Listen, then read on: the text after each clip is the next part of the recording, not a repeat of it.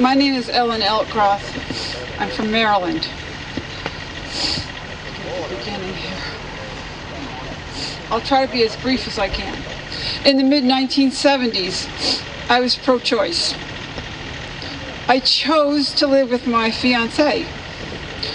I chose to use an IUD for birth control, although at the time I wasn't aware that it worked like an abortion every month. I chose to marry before my husband and I were finished with our education.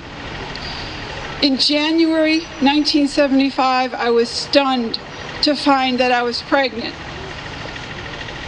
It wasn't the right time for us to have a baby. I thought it would be impossible to give away a child. This was almost exactly 2 years after Roe v. Wade, and abortion was now a choice. I chose to believe the lie that what I carried was not fully human, and I hurried to have the abortion because I sensed that I'd never be able to go through with it once I felt any movement. Ironically, it was because I thought that I had no other choice that I chose to have an abortion. I remember that the clinic staff were very sympathetic. There were no questions asked. There was no waiting period. And I remember being told that the abortion would benefit my health, and by that I knew they meant my mental health.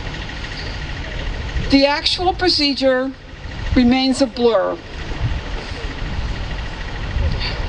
Months later, I read a book called Whatever Happened to the Human Race. It dealt with the issues of abortion, infanticide, and euthanasia. It helped me to get beyond the semantics of the women's movement. It helped me to get beyond the semantics of the women's movement to understand the truth that I had taken the life of my child. I vowed never to have another abortion. However, still ignorant of what it truly was, I returned to just a different type of IUD. I became pregnant again after 2 years later, the IUD still in place. I gave birth to a stillborn child, a girl, at 20 weeks. But that's another story, maybe next year. And by the way, I finally ditched the IUD. By 5 years after the abortion, I had my first child. I had difficulty handling her, eventually abusing her both physically and emotionally. I went for counseling because I would be angry, easily irritated, and would cry at the drop of a hat. By 10 years after the abortion, I had a second child and had developed clinical depression. I had more counseling. 15 years after the abortion, I sank into manic depression and was hospitalized for 3 weeks. So much for avoiding mental problems. By 20 years after, I was suffering the medical problems caused by the side effects of the medicine I had to take. Many times I asked God for forgiveness. Funny, although I was assured that I was forgiven, I had trouble forgiving myself. I had merely buried the matter in my heart. I knew that I would see my 2 lost children in heaven, but it wasn't until this past year that I felt an urge to give them names. But I still had not had the opportunity to grieve for them. This past spring, a series of poems expressing my thoughts and feelings about the abortion and stillbirth literally poured out of my heart 35 years after the abortion. That gave me the courage to begin to reveal the abortion to my children.